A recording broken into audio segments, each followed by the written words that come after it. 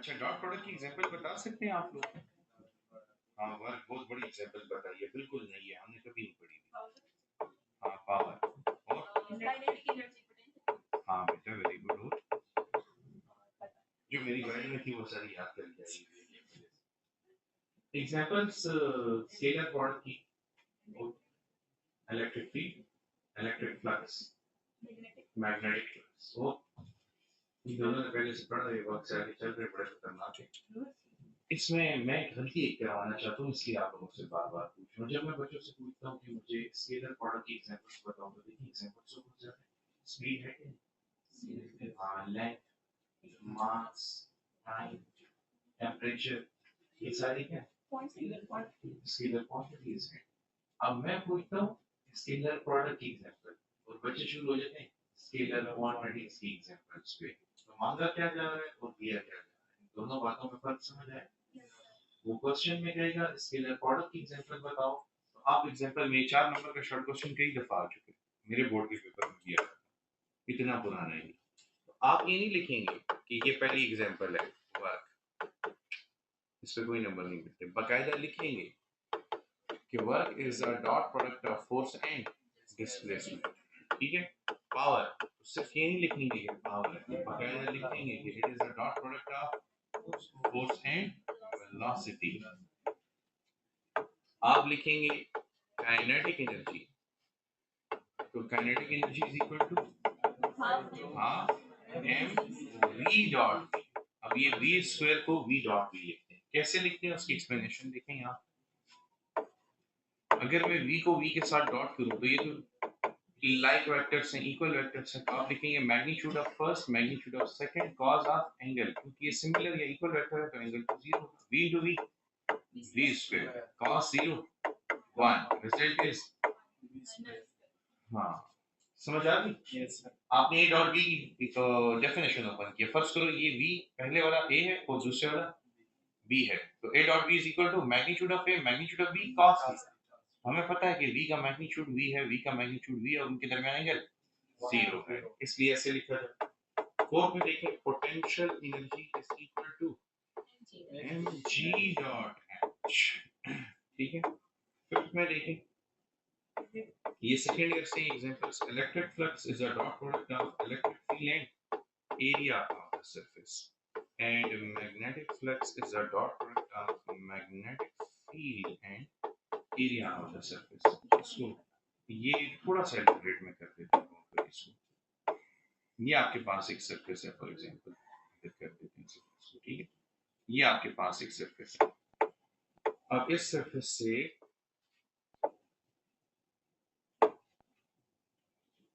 Electric या magnetic field lines pass हो रही हैं। जितना इस सरफेस का एरिया ज्यादा हो तो ये फ्लक्स ज्यादा होगा, या जितनी ये फील्ड लाइन ज्यादा हो फ्लक्स उतना ज्यादा होगा।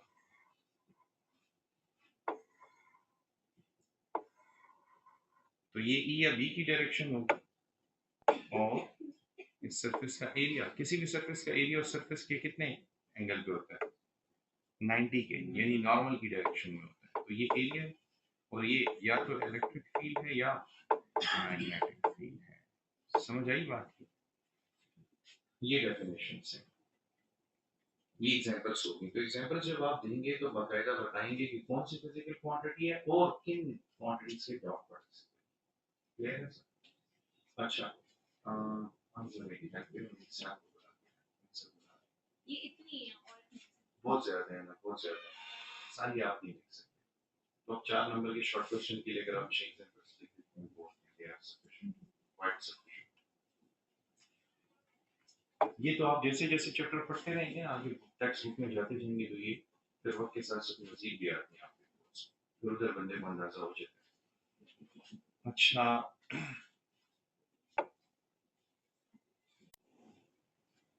अच्छा, what is the physical significance of dot product basically? What do you mean by physical significance? Use क्या है, मैं क्या करूँ अगर दो वेक्टर्स का डॉट प्रोडक्ट में मुझे अवेलेबल है, तो इसका फायदा है। देखें, first significance is angle between two vectors। आप आप इसकी मदद से दो वेक्टर्स के दरमियान एंगल कैलकुलेट कर सकते हैं। कैसे कैलकुलेट कर सकते हैं बताइए? ए डॉट बी किसके बराबर है? A B cos theta. अच्छा, लेफ्ट साइड को राइट साइड पे कर दें, राइट साइड को लेफ्ट साइड पे कर दें, उसके बाद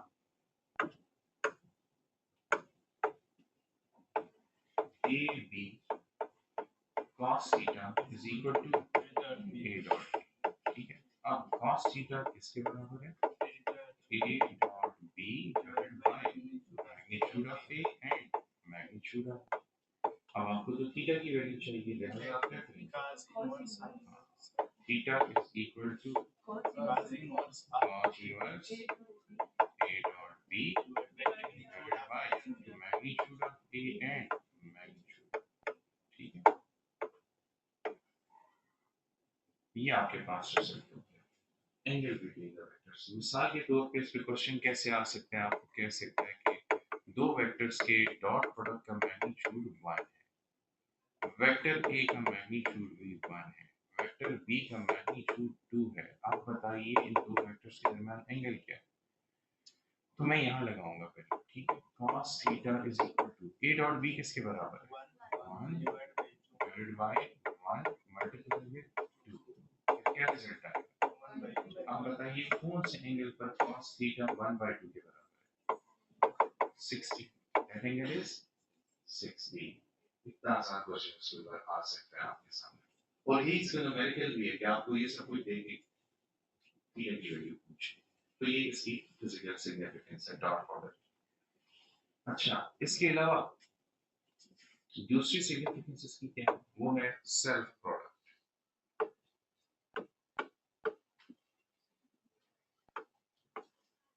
और सेल्फ प्रोडक्ट किसे कहते हैं? आप एक वेक्टर को अपने ही साथ मल्टीप्लाई करते हैं तो इसको क्या कहेंगे? सेल्फ प्रोडक्ट कहेंगे। लेकिन अगेन हमें क्या फायदा है कि हम एक वेक्टर को अपने ही साथ मल्टीप्लाई करते हैं। जैसे हम करेंगे किसी वेक्टर ए को अपने साथ मल्टीप्लाई, तो a dot a becomes magnitude of a cos 0 a into a square cos 0 is 1, result is क्या मिला? अगर मैं इसके ऊपर स्क्वायर रूट ले लूं तो क्या मिलेगा? a मिलेगा भी। a क्या है? Magnitude of vector a। तो एक्चुअली किसी भी वेक्टर को अपने साथ स्क्वायर करने से उसके मैग्नीट्यूड का स्क्वायर मिलता है, और आप अगर उसका स्क्वायर रूट लेंगे तो आपको वेक्टर का मैग्नीट्यूड मिल जाएगा। ये फायदा है हमारे पास सेल्फ प्रोडक्ट का। तो ये दो एप्लीकेशंस हैं डॉट प्रोडक्ट, याद रखिए। क्लियर है यहाँ पे? जो तीसरी फिजिकल सिग्निफिकेंस है वो है प्रोजेक्शंस। आप एक वेक्टर की प्रोजेक्शन दूसरे वेक्टर के अलावा फाइंड कर सकते हैं। तो ये प्रोजेक्शंस कैसे फाइंड करते हैं ये मैंने आप लोगों को कल के लेक्चर में पढ़ाई थी। ax किसके बराबर है याद है? a dot b divided by b, और bx किसके बराबर था? a dot b divided by a। ये इसकी फिजिकल सिग्निफिकेंस है। ये देखें यहाँ पे मैंने स्केलर प्रोडक्ट में स्टार्ट में ये दो प्रोजेक्शंस भी पढ़ा दी थी। ये देखें,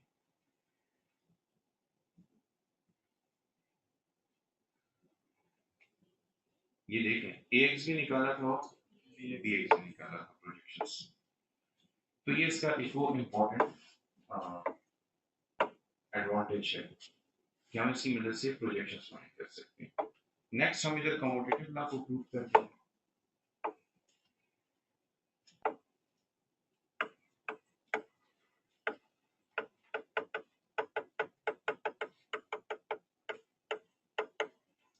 commutative law for dot product, तो बताइए कम्यूटेटिव लॉ साबित करने के लिए क्या साबित करना होगा? a dot b is equal to b dot a, ठीक है।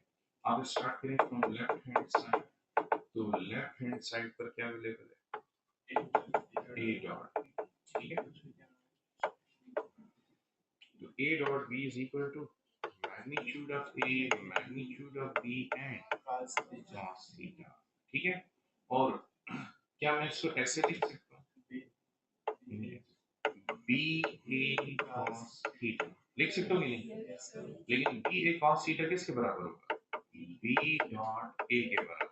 जैसे a डॉट b a भी cos थीटा के बराबर, उसी तरह b dot a b a cos theta के बराबर, which is right hand side. अब पेपर में इतनी छोटी डेरिवेशन तो नंबर नहीं देंगे, क्यों नहीं देंगे? आपने उसके साथ डायग्राम किया, आपको शो करना होगा उधर डायग्राम में भी प्रोजेक्शंस ड्रॉ करके। तो कैसे शो करेंगे? क्योंकि याद रखिए ये actually a b cos theta में ये b cos थीटा किसे रिप्रेजेंट करता है? bx को रिप्रेजेंट करता है कि नहीं? और a cos थीटा में हाँ, तो उधर आपने डायग्राम बना के और ax bx को भी रिप्रेजेंट कर देना। जैसे एक डायग्राम आप बनाएंगे, एक वेक्टर x एक्सिस के नाम ले लें, फर्स्ट करें एक वेक्टर आपने 45 डिग्री पे ड्रॉ किया हुआ है, तो ये आपके पास वेक्टर b है, ये आपके पास वेक्टर a है, इनके दरमियान बनने वाला एंगल थीटा। अब आप b की प्रोजेक्शंस बहुत आसानी से ड्रॉ कर सकते हैं। ये b का कौन सा कंपोनेंट है? y, और ये b का कौन सा कंपोनेंट है? x है, तो आपने इफेक्टिव कंपोनेंट शो कर देने हैं यहाँ पे। इसी तरह यही डायग्राम आप दोबारा बना लेंगे।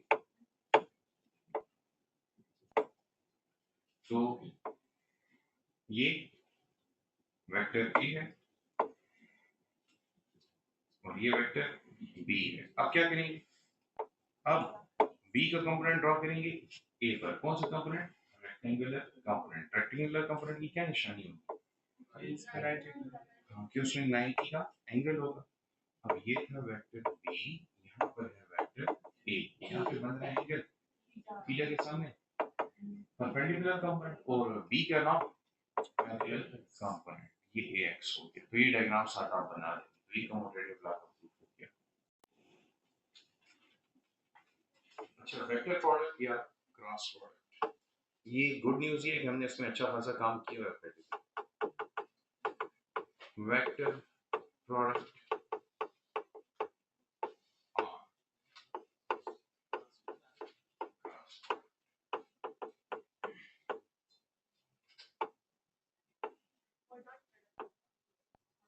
हाँ वो डॉट, हाँ यहाँ पे मल्टीप्लिकेशन का सिंबल जो है ना वो क्रॉस है, इसलिए इसे क्रॉस प्रोडक्ट कहते हैं। अच्छा, बाय डेफिनेशन क्या लिखते हैं? वेक्टर वेक्टर से मल्टीप्लाई हो और रिजल्ट में भी एक वेक्टर आ जाए, तो हम कहेंगे ये क्या है? ये वेक्टर प्रोडक्ट है। ठीक है, when two vectors are multiplied and result is also a vector quantity. When two vectors are multiplied and result is a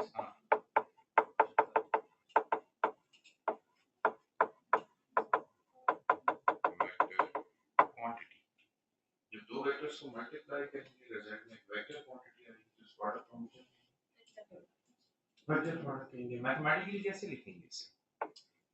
तो मैथमेटिकली मैथमेटिकल फॉर्म लिखने के लिए व्हाट डू वी डू, हम यहाँ पर लिख देंगे दो वेक्टर्स a क्रॉस b का एक रिजल्ट आएगा, प्रोडक्ट आएगा, वो होगा एक नया वेक्टर c। याद रखिए नया वेक्टर c। डॉट प्रोडक्ट में नई फिजिकल क्वांटिटी नया वेक्टर से मल्टीप्लाई होगी, मतलब ये तो बहुत बुरी बात है। मैं घर से आता हूँ, आप इधर भी डरा रहे हैं, मैं कुछ नहीं आऊँ, मेरा दिल नहीं स्ट्रांग होता, बेटा कमजोर हो चुके हैं। ऐसे कितने धमाके में सुन दिल अंदर से गलत से क्या करूं, डरा दिया किस बच्चे ने मुझे, किताब गिरा दी।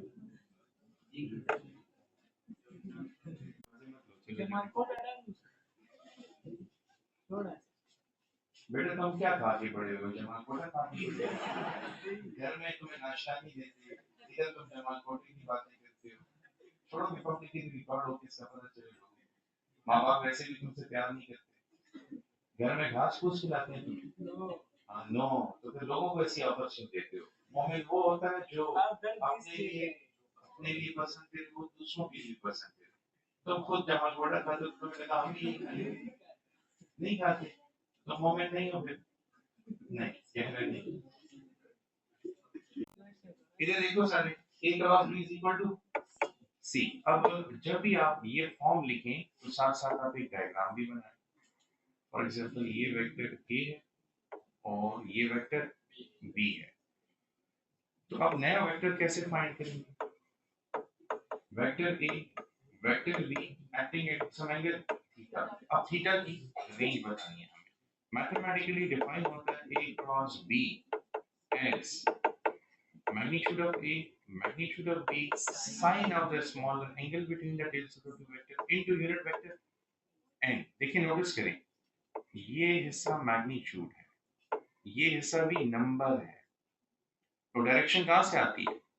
यूनिट वेक्टर n से। याद है मैंने स्पेशल यूनिट वेक्टर पढ़ा है, जहाँ स्पेशल यूनिट वेक्टर्स में इफ यू रिमेंबर तो बेस यूनिट वेक्टर थे i j k, normal unit vector था n और पोजीशन यूनिट वेक्टर था r। तो मैंने क्या कहा था कि नॉर्मल यूनिट वेक्टर किसी डायरेक्शन देता है, direction perpendicular to a surface, किसी भी सरफेस के नॉर्मल आउटवर्ड, वो नॉर्मल आउटवर्ड अपवर्ड भी हो सकता है, वो डाउनवर्ड भी हो सकता है, तो इसी डायरेक्शन देता है, या वो राइटवर्ड भी हो सकता है और लेफ्टवर्ड भी हो सकता है, या वो आउटवर्ड भी हो सकता है और इनवर्ड, लाइक ये सरफेस से आउटवर्ड निकला या इससे इनवर्ड हो सकता है।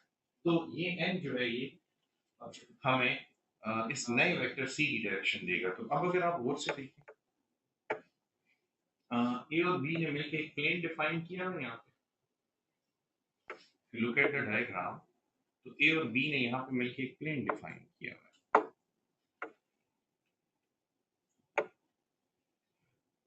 ये मैं a की प्रोजेक्शन रीड्रॉ कर रहा हूँ और यहाँ पे b की प्रोजेक्शन, और यहाँ पे ए को दोबारा रीड्रॉ करूँ। अब बताएं दोनों से मिलके एक टू डायमेंशनल सरफेस बन गई है, एक प्लेन बन गया। अगर ये एक्स वाई प्लेन बना हुआ है, अगर ये एक्स वाई प्लेन या कह दें ये एक्स जेड है, इफ यू रिमेंबर तो बिल्कुल ये एक्स जेड बन जाएगा। जैसे देखिए मैं कहूँ ये एक्स एक्सिस है और ये ऊपर की तरफ वाई एक्सिस है, इस तरफ क्या होगा? जेड एक्सिस होगा। मैंने पर्पसली थोड़ा सा करके ड्रॉ किया हुआ, गलती नहीं है ये मेरी, याद रखिएगा। ये वाला एक्सिस कौन सा है? एक्स। ये कौन सा है? जेड। नहीं नहीं बेटा ये जेड है इनटू द होल, और ये एक्स है। तो अब जो नॉर्मल यूनिट वेक्टर हो वो इन दोनों के प्लेन के परपेंडिकुलर ऐसे होगा कि नहीं? वो दोनों के साथ कितना एंगल बना रहा है? 90, क्योंकि मैंने रेफर किया कि ये x है ये z है, तो ये और y का z के साथ कितना एंगल? 90। और y का x के साथ भी कितना एंगल? वो भी 90 होता है, तो ये सारे एंगल 90 के हैं। अब हमें ये नजर आ रहा है कि जो नया वेक्टर c है जिसकी डायरेक्शन कौन दे रहा है?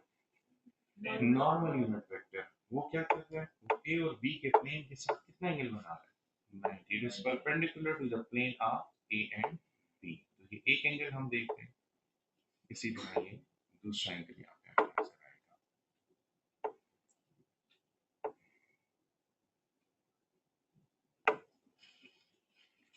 क्लियर है सबको?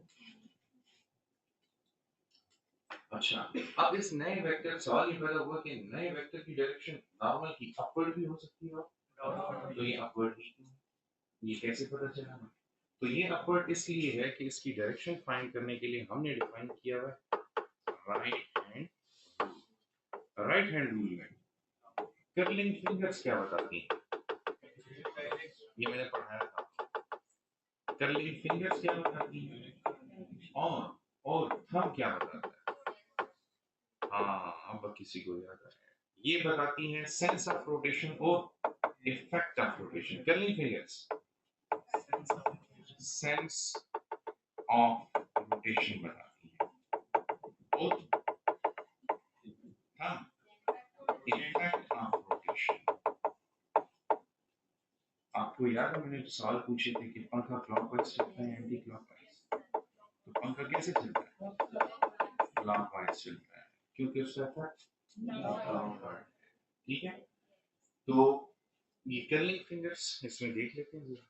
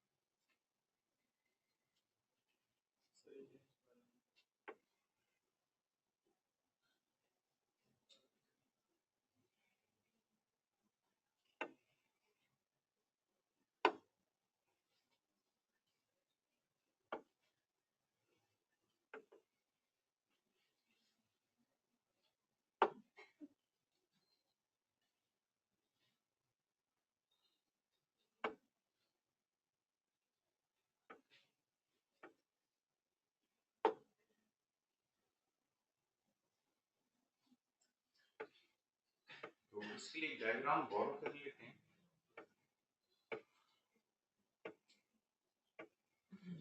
I think that was good. ये अच्छी इतनी कॉपी नहीं होगी ब्लैक कलर में तो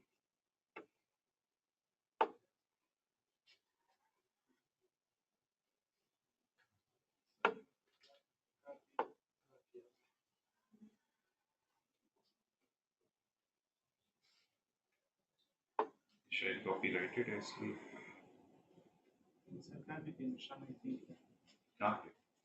तो स्मार्ट और थैंक यू ये सिर्फ मैग्नेटिक है देखते हैं यहाँ से कॉपी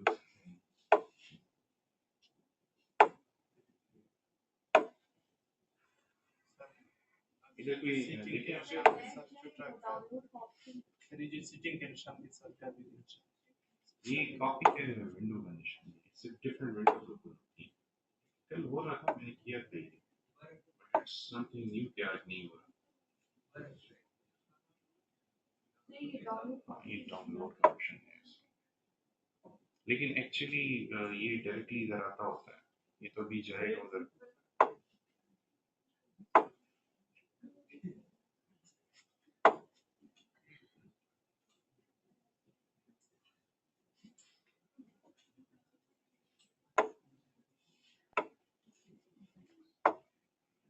चलिए फिलहाल इसको रहने देते हैं मैंने आप लोगों को पढ़ाया हुआ इधर देखना अगर finger still curling in anti-clockwise sense to effect upward अगर clockwise sense में डाउनवर्ड होगा अब इधर देखिए हम क्या फाइंड कर रहे हैं देखिए a क्रॉस b इस वक्त हमारी इंटेंशन क्या है we need to find a cross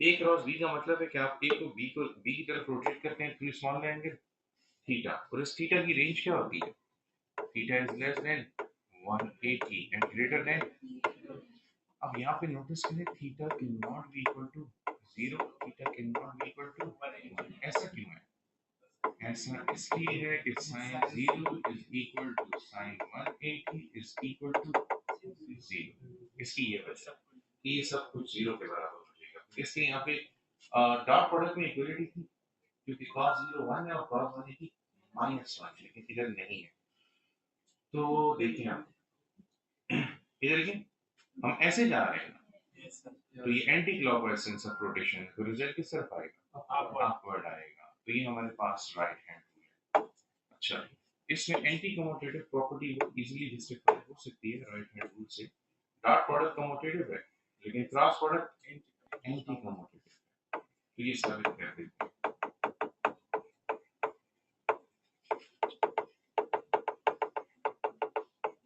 अभी डॉट प्रोडक्ट की मैं एक्सप्लेनेशन नहीं कर रहा था सॉरी क्रॉस प्रोडक्ट की एक्सप्लेनेशन नहीं कर रहा सिर्फ डेफिनेशन पे काम कर रहे हैं ये वेक्टर ए और ये वेक्टर बी